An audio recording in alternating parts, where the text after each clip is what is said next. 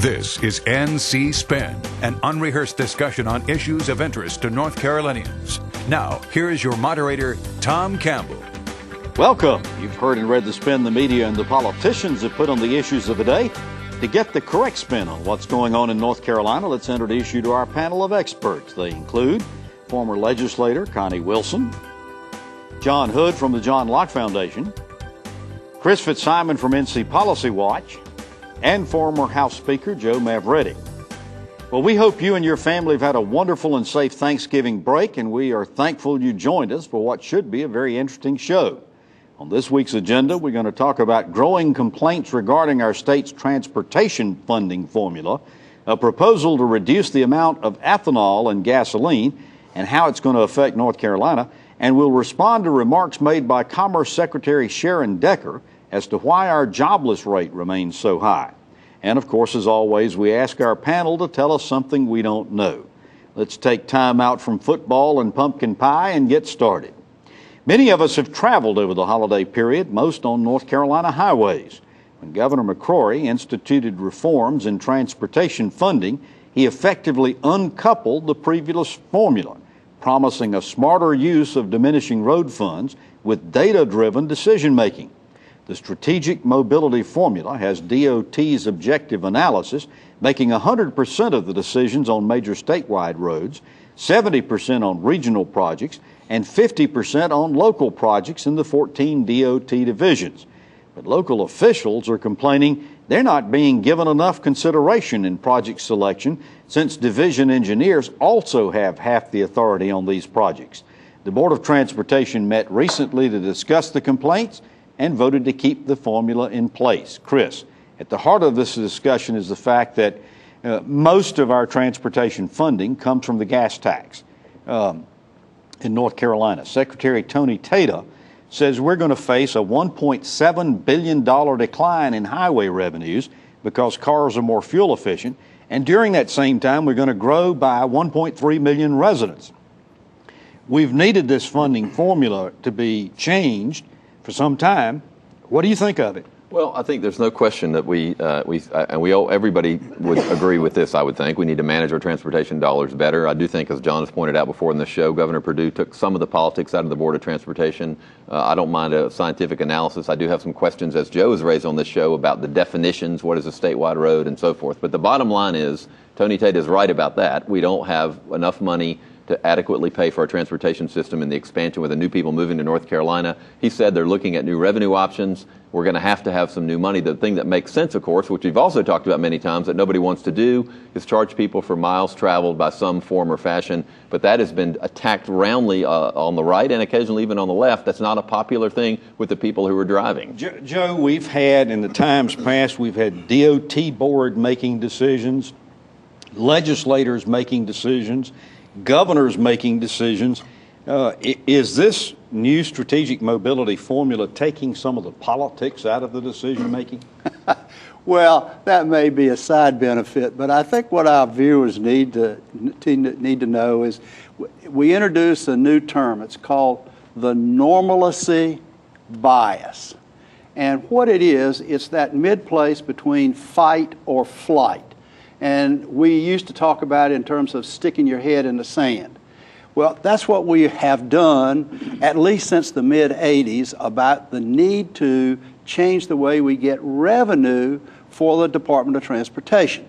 Now we have, fortunately, I think, a star over in DOT. And what Mr. Tata is saying is, look, we have to change the way that we do business. This is the first step in attacking the normalcy bias, is to say we have to do something. John, at the heart of all of this is really the question of equity and the previous formula and the current formula. Locals, urban areas say, look, we got the cars, we got the traffic, we've got the congestion, we've got the wear and tear on the roads. Rural areas are saying, on the other hand, wait a minute. We deserve as much money as the urban areas do. The governor uncoupled all of that Is that a fair assessment of what's going on, and is it a fair way to distribute the money? I think I have spoken about transportation funding in every county in North Carolina, all 100 counties over the last 2 decades. And according to local officials of all 100 counties, they are funded below average. Every single one of them. This is the reverse Lake Wobegon effect. Nobody's getting enough No money. one has ever said, we get more money than we should, or we get more money than average. You have to base the distribution of funds on something, and you're absolutely right. Urban areas, suburban areas tend to say, let the dollars flow to where the traffic is. The rural areas say, give us more money and we'll have more development, which will create more traffic. All right, Connie, you're one who advocates for local decision-making and local control. Are these local officials right? And should the division engineers have 50% say-so in the decision-making? That is a great controversy within the General Assembly right now. I know there were several questions asked about that at Transportation Oversight. I think the General Assembly is taking a little bit of a backseat right now, letting the Department of Transportation implement the strategic plan the way they'd like to. But I think we'll hear more about local control down the road. Going back to dovetailing on what Chris and Joe both said, when Governor McCrory took office, he publicly said he was charging DOT Secretary Tony Tata with developing a 25-year transportation fund.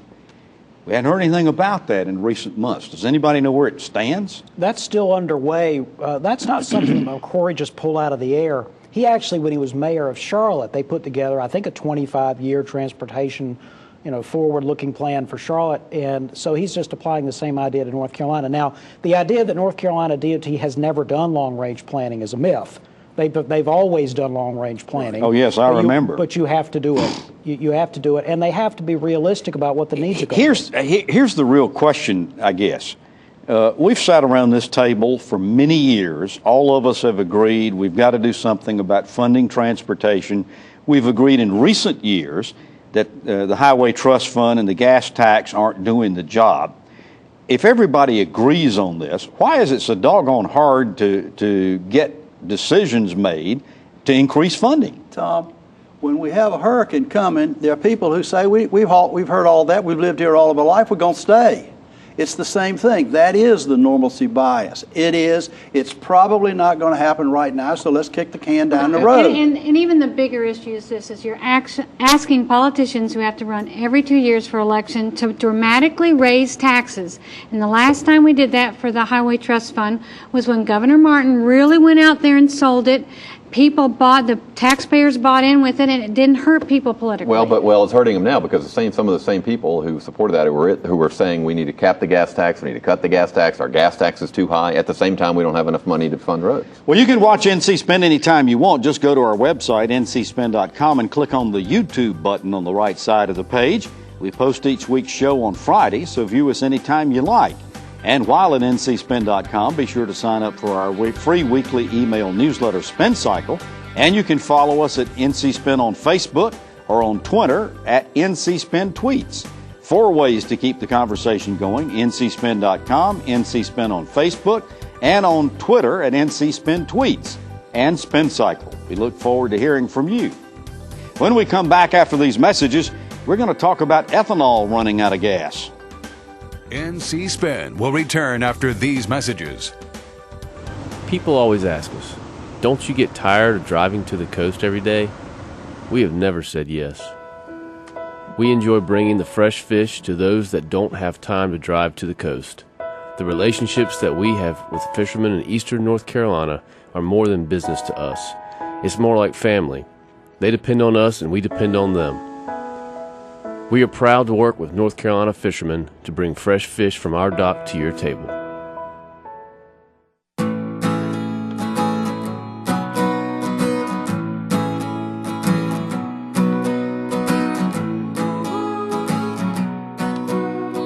The best part about being a member of a Touchstone Energy Cooperative is that it's your Touchstone Energy Cooperative. Learn more about the power of your co-op membership at togetherwesave.com. North Carolina's Touchstone Energy Cooperatives, looking out for you. We now return to NC Spend. There's been so much coverage of Obamacare that this next topic hasn't gotten much exposure. Nearly every gallon of gas you purchase has as much as a 10% content of ethanol, originally initiated to help reduce our dependence on foreign oil. But the Environmental Protection Agency recently proposed to cut the amount of ethanol added to gasoline, partially because of complaints that it was causing engine damage and because more fuel-efficient vehicles and increased domestic oil production dictated that the renewable fuel standard was no longer needed. The announcement was applauded by oil producers, automobile manufacturers, and food producers who claim the increased use of corn is driving up feed costs. But it's also been opposed by grain farmers, biodiesel advocates, and some environmentalists. John, is the engine damage problem that big a concern, or is this just a power play by big oil and auto manufacturers?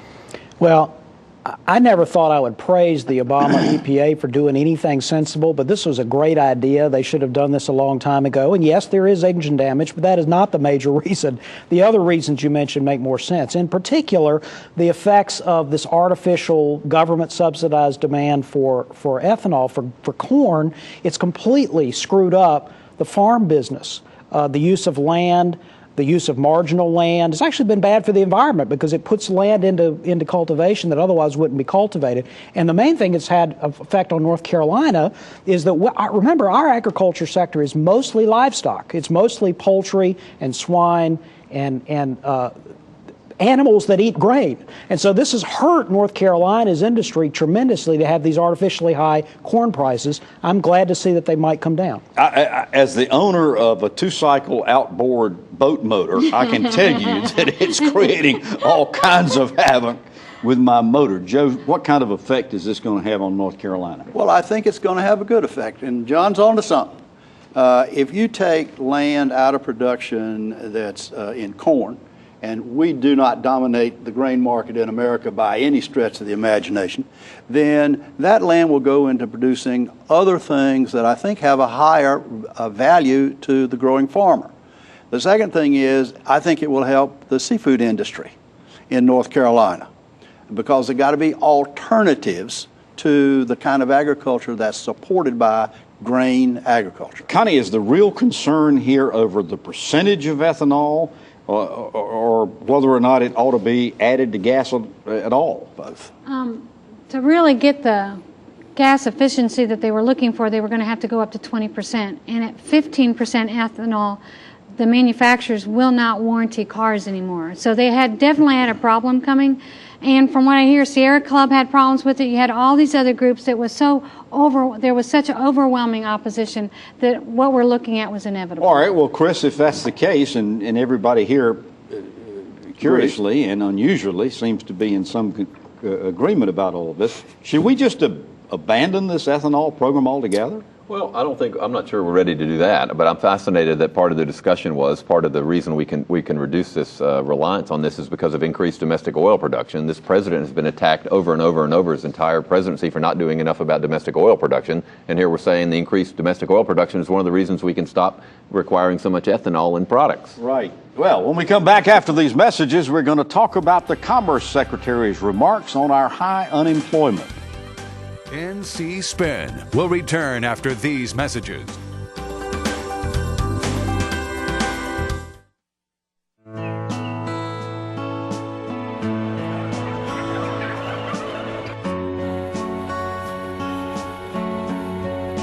It's true. Farming is different than it was 50 years ago. We know consumers have questions about how our food is grown today. North Carolina livestock farmers want you to know that they're using the most responsible and caring farming practices to feed our state. ncanimalag.com.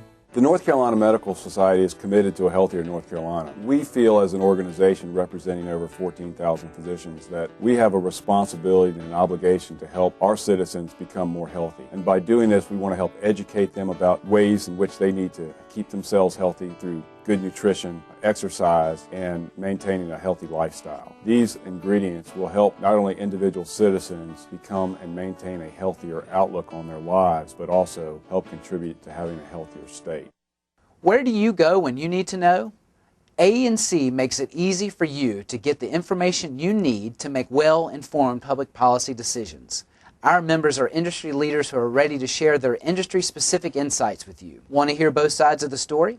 ANC members can tell you. Just use the ANC member directory as your guide or call us directly. ANC members have the knowledge, expertise, and perspective you need to create public policies that are good for North Carolina. We are ready for your call.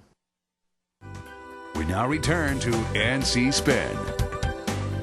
Asked to name the main barriers to reducing our nagging 8.3% unemployment rate, Commerce Secretary Sharon Decker explained rural areas have much different problems than our growing urban areas, but added that serious skills gaps and the large influx of people moving into our state to find a job has also added to the jobless rate. I want to ask everybody, what's your reaction to the Secretary's remarks? John, I'll start with you. Well, I've made the similar argument myself that Secretary Decker made about the unemployment rate. But as my colleagues and I looked at the numbers more closely, I think the argument is more plausible earlier on in 2007, 2008, 2009. More recently, the number of people moving to the state has slackened.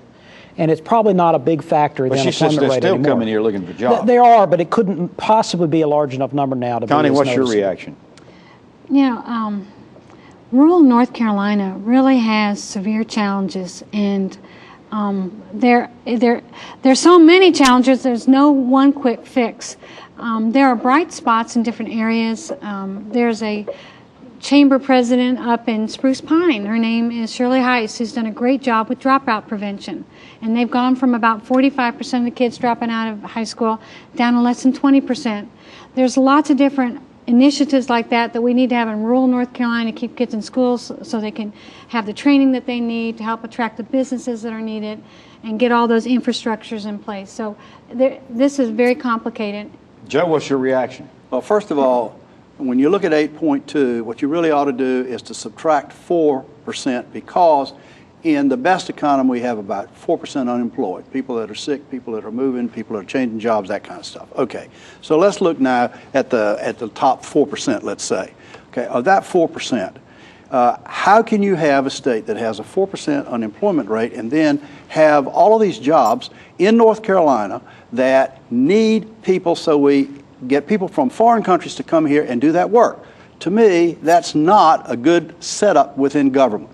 And the other thing I think more important is the middle part of why we have a public school system is to graduate good citizens with the skills needed in the marketplace. And clearly we are not doing that. Chris, what's your reaction? Well, I want to react to the part about people moving here. It was one of the bigger underreported stories, I thought. Keith Crisco, her predecessor, Governor Perdue's Commerce Secretary, said many times at the legislative building in 2008, 2009, the depths of the recession in 2008, that people were still coming to North Carolina in significant numbers, and that was making his job more difficult.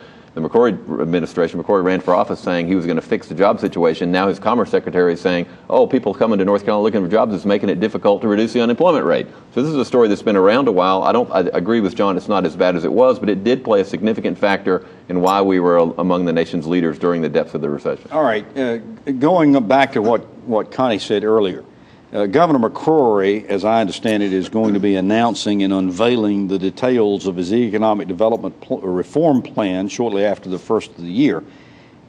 How do you suspect he's going to try to deal with this urban-rural problem in North Carolina, John? Well, I think in addition to trying to build off of the transportation reforms that we've already talked about and the other reforms, regulatory tax, to make the urban and rural areas more attractive, I think they are going to be focusing a lot on workforce development. This isn't just about high school kids now, it's about people who are 35, 45, 55 years old. How are they going to be retrained, or how are they going to be encouraged to go to where the jobs are? And Tom, North Carolina, again, one size doesn't necessarily fit all. There's a vast difference between people who live in the mountains and people who live in the coastal plain. And not only from a cultural point of view, but from a geographic point of view, and tailoring programs to fit particular geographic areas in North Carolina is much the better approach. Chris, final question in this subject. We've gotten two leading economists in North Carolina, Mike Walton and John Connaughton from Charlotte, who are saying that North Carolina's unemployment rate is going to drop dramatically in 2014. What do they know we don't? Well, I don't know. I hope that they're right. I think one of the things we haven't talked about yet, and there's not time to get in depth, is the Governor McCrory's new economic development recruitment strategy, which is based on a nonprofit, which the General Assembly did not pass a bill outlining how that's going to work. That'll be very interesting to see how there's a lot of unanswered questions about how the Department of Commerce will be, in effect, privatized to seek jobs to come to North Carolina. All right. After these messages, we're going to ask our panelists to tell us something we don't know.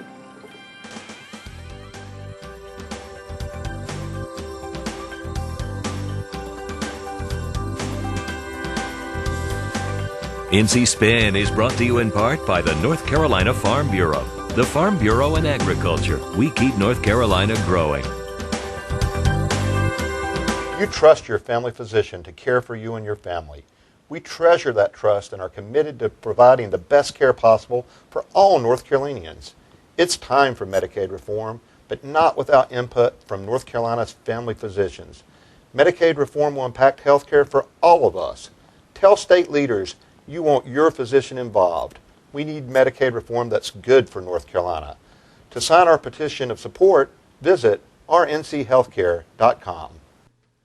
North Carolina is a great place to live, work, and raise a family, but we consistently rank in the bottom third for state health. Poor health choices and inactivity cost our state $54 billion a year, dollars that could be saved through healthier living. We can do better, North Carolina. That's why NC Spin is working with health and community organizations to launch a Healthier NC, an education campaign and challenge to live healthier lives. Join us at ahealthierNC.com. We now return to NC Spin. One of our very favorite parts of the show is this next segment, in which we ask our panelists to tell us something we don't know. They get to choose the topic and sound off on it for a few seconds. So we're going to ask all of them. Connie, we'll start with you. Tell us something we don't know.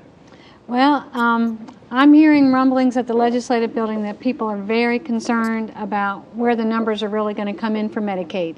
And there's pretty much a general consensus that we're looking at probably several $100 million over budget again, so we're going to have more problems coming up for the next short session. And there's a real mystery to that because of the NC Tracks problems. We don't know. Right now, money's being spent, and there's no way to find out where we're going to end up. Okay. John Hood. Tom, we talked a few weeks ago about the new test scores for North Carolina, both state and national test scores. And at the time, the focus was mostly on North Carolina changing its proficiency standards and having much lower apparent proficiency for our students. But what didn't get as much attention and is now going to be getting more attention is the long-term trends in the numbers, particularly the national assessment numbers for North Carolina. Since 2000, North Carolina's gains in reading and math have been lower than the national average. All of the surrounding states have had stronger reading gains. Almost all the surrounding states have had stronger math gains. This is not a problem that happened the last 1, 2, 3 years. This is a longer-term trend. North Carolina was a leader in economic gain or education test score performance in the 90s, and since then, we've flatlined. All right, Chris, tell us something we don't know. Well, I'll stick to education. I think you will see significant controversies developing around the voucher program, the Opportunity Scholarship Program that was passed this session. One recently, a private Christian school in Wilmington announced they would not accept gay students or students whose parents are gay, even if the students are not gay.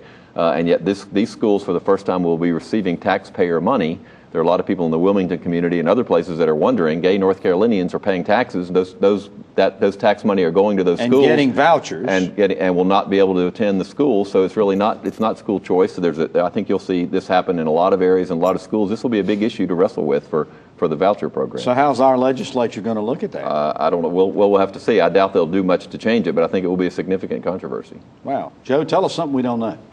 Well, if you remember back when Governor McCrory was running for office, he kept stressing that North Carolina is a business and we're going to do things in a business way and we're going to look at things in a business way, and a lot of things are broken and we're going to change those things.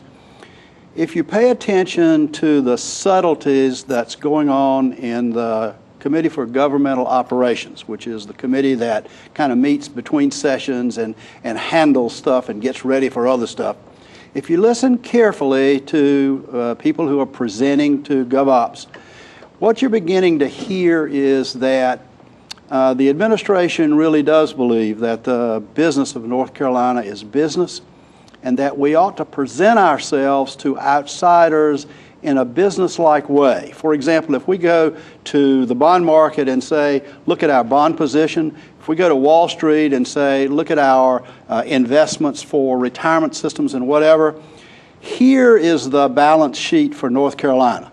This is really how North Carolina appears from a business perspective. We've not done that significantly in the past, and I think this administration is moving very quickly but quietly to be able to show to the rest of the country and the world that this is how North Carolina does business. Well, you've heard our spin on the issues of the day. To stay informed all during the week, give your feedback, and read our weekly column, visit our website, ncspin.com, or catch NC Spin on Facebook.